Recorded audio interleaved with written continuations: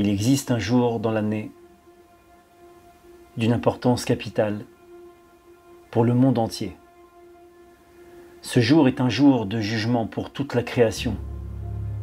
Et en ce jour, le Créateur du monde décide de qui vivra et de qui mourra, qui s'enrichira et qui s'appauvrira.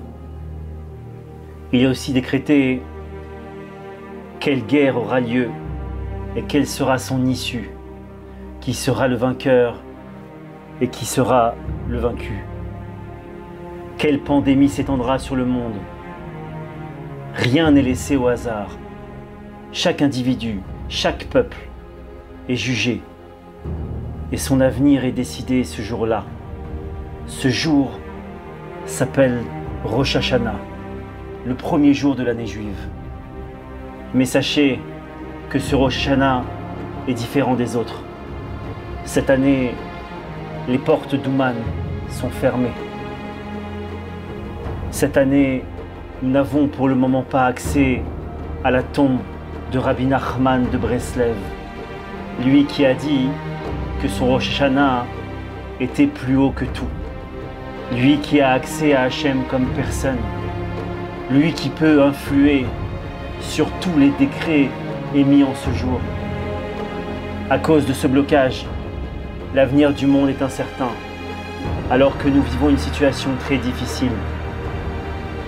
Nous avons besoin des forces de chacun, des prières de chacun, pour briser ces barrières, pour que, enfin, cesse cette pandémie, pour que, enfin, l'humanité entière se connecte au Créateur et puisse vivre pleinement sa foi.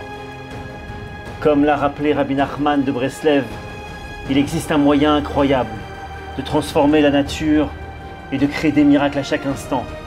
Ce moyen s'appelle l'Aïdbodedut, cette prière dans notre langue natale. Et elle est la chose la plus simple, mais surtout une arme absolue face à n'importe quel obstacle.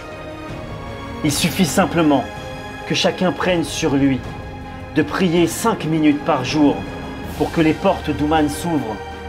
Et si nous sommes suffisamment, ces 5 minutes se transformeront en jours et même en semaines de prière. Il est temps d'unir nos forces pour ouvrir les cœurs des dirigeants afin qu'ils donnent accès à ce rassemblement vital pour l'avenir de l'humanité.